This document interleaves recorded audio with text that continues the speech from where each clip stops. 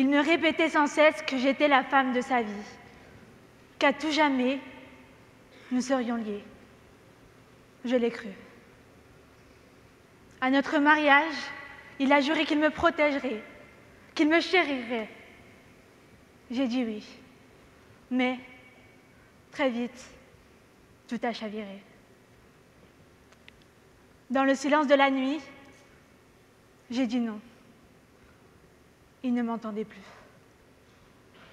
On pourrait croire que ce cas dramatique est isolé, que le viol conjugal n'existe pas ou qu'il est rare.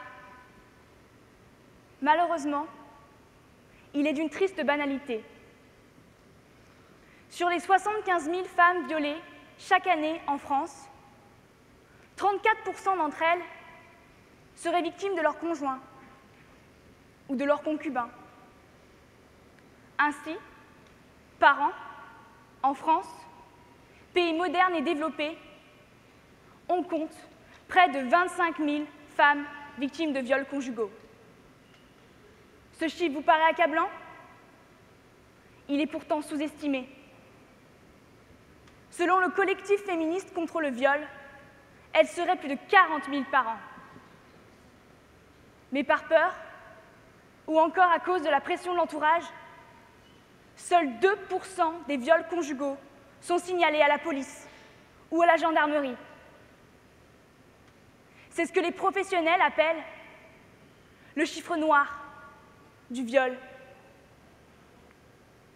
Lorsque les victimes parviennent enfin à parler, on met en doute leurs propos. Beaucoup de plaintes, faute de preuves suffisantes, aboutissent à des non-lieux ou à un classement sans suite. Trop souvent aussi, l'affaire est requalifiée. De la qualification de viol, considérée comme un crime, on passe à celle d'agression sexuelle, considérée comme un simple délit. Le violeur échappe ainsi aux assises et s'en tire à bon compte en allant en correctionnel. Comment, mesdames, comment, messieurs, ces femmes pourraient-elles avoir confiance en la justice? Les chiffres de l'année 2010 parlent d'eux-mêmes. Sur les 1356 viols condamnés en cour d'assises, on ne compte que 52 condamnations pour viol conjugal. 52 sur 40 000. Ce chiffre est honteusement dérisoire. Ainsi, moins de 2% des violeurs sont condamnés. Et dans la plupart des cas, les peines sont rarement lourdes. Quelques mois de prison avec sursis. Voilà ce que l'on encourt en France pour avoir violé sa compagne. Leurs bourreaux bénéficient d'une impunité quasi totale et les victimes ne peuvent espérer que justice leur soit rendue. Pourtant, tous les êtres humains ne naissent-ils pas libres et égaux, en dignité et en droit? Tout être humain n'a-t-il pas droit à la vie, à la liberté et à la sûreté de sa personne? Tout individu ne doit-il pas être protégé de la torture, de peines ou traitements cruels, inhumains ou dégradants? Le manque de sévérité dans l'application de la loi constitue à nos yeux une grave atteinte au respect des droits fondamentaux de l'être humain. Les violeurs, des psychopathes, des alcooliques, des anormaux, des obsédés sexuels? Non. Ce sont des personnes comme vous et moi, parfois même au-dessus de tout soupçon. Les faire passer pour des personnes jugées déficientes, des malades, n'est-ce pas leur enlever leur part de responsabilité? N'est-ce pas les excuser au regard de la loi? En France, ce sujet reste tabou. Il est effrayant de constater que le soi-disant devoir conjugal demeure très ancré dans notre société. Cette conception d'un autre âge suppose que la femme est à la disposition de l'homme pour satisfaire des besoins sexuels soi-disant supérieurs, naturels, incontrôlables et irrépressibles. L'idée de devoir conjugal justifie, et pire encore, normalise le viol au sein du couple. Et à la honte s'ajoute la culpabilité. Une épouse, qui plus est une mère, ne doit-elle pas assurer la stabilité de son foyer? Ne doit-elle pas pour cela céder aux normales envies de son conjoint? N'est-ce pas là le destin des femmes? Être de fidèles épouses et de bonnes mères? Le poids des traditions dans un pays réputé machiste ne fait qu'isoler encore plus ses victimes.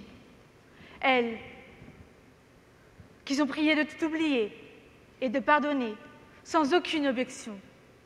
Elles, qui doivent vivre avec le sentiment continuel d'avoir été salies, trahies par l'homme qu'elles aimaient. Elles, qui, dans un nombre non négligeable de fois, se retrouvent enceintes, avec toutes les conséquences désastreuses et humaines que l'on peut imaginer. La législation française semble pourtant très claire. Elle définit le viol comme un crime puni de 15 ans de réclusion criminelle. Il a cependant fallu attendre 1980 pour que l'article 222-23 du Code pénal dispose que tout acte de pénétration sexuelle, de quelque nature qu'elle soit, commis sur la personne d'autrui par contrainte, violence ou surprise, est un viol. Concernant le viol conjugal, la législation a évolué encore plus lentement. En 1810, le Code civil introduisait l'obligation de devoir conjugal entre époux. Et il faut attendre 1990 pour que le viol conjugal soit enfin reconnu par un arrêt de la Cour de cassation. Mais ce n'est qu'en 2006 que la loi reconnaît dans le Code pénal la notion de présomption de consentement à l'acte sexuel et le viol conjugal puni de 20 ans de réclusion criminelle. Depuis 2010, c'est désormais à l'auteur de démontrer que sa concubine était d'accord et non à la victime de prouver qu'elle ne l'était pas. Sur ce sujet, la France, pays des droits de l'homme, est donc tristement en retard.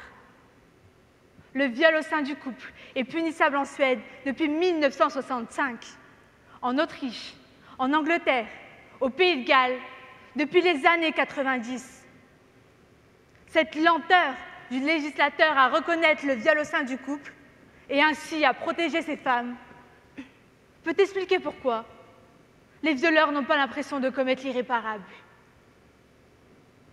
Il est urgent de médiatiser ce problème pour déculpabiliser les victimes et en empêcher de nouvelles. Les plaintes de victimes de viol conjugal sont en constante hausse depuis quelques années. Le tabou semble donc doucement s'estomper. Mais ces progrès restent insuffisants. Il est temps que les tribunaux changent d'attitude et admettent qu'il peut y avoir viol entre époux. Les violeurs doivent être punis avec plus de sévérité. La loi doit être appliquée pour montrer aux violeurs que leur acte est grave, horrible et inhumain. Une juste application de la loi aurait ainsi valeur d'exemple. Les punir plus sévèrement prouverait aux victimes qu'il y a une justice, qu'elles ne sont pas abandonnées et en rien responsables. Un préalable nécessaire pour leur permettre enfin de se reconstruire. En apparence, le viol conjugal en tant que crime semble être de plus en plus reconnu par la société. Selon un sondage réalisé par l'IFOP en 2013, 86% des Français savent que le viol conjugal est puni par la loi. Le chiffre atteint même les 91% chez les plus de 50 ans. Cela peut paraître encourageant, mais il révèle que 14% des Français ne sont pas au fait de la législation concernant le viol conjugal. Plus inquiétant, ce chiffre atteint les 19% chez les moins de 35 ans. Et il est de 24% chez les femmes de moins de 25 ans. Ainsi, une jeune femme sur 4 ne connaît pas ses droits, alors qu'elle est potentiellement plus exposée à ce risque. Il est temps de changer les mentalités. Le combat contre le viol conjugal passe par l'éducation des jeunes et la prévention. Il est temps de briser l'idée communément admise de devoir conjugal. Les pouvoirs publics doivent se saisir enfin du problème. Qu'en est-il de la prévention en milieu scolaire? À quand remonte la dernière campagne de prévention sur de grands médias nationaux? Sans leur engagement total, il sera difficile de briser le tabou et de faire changer les mentalités. Il est donc de notre devoir, mesdames et messieurs, d'exiger de nos représentants qu'ils agissent pour qu'enfin justice soit faite, pour qu'enfin, lorsque deux personnes s'unissent, ce soit pour le meilleur et surtout pas pour le pire.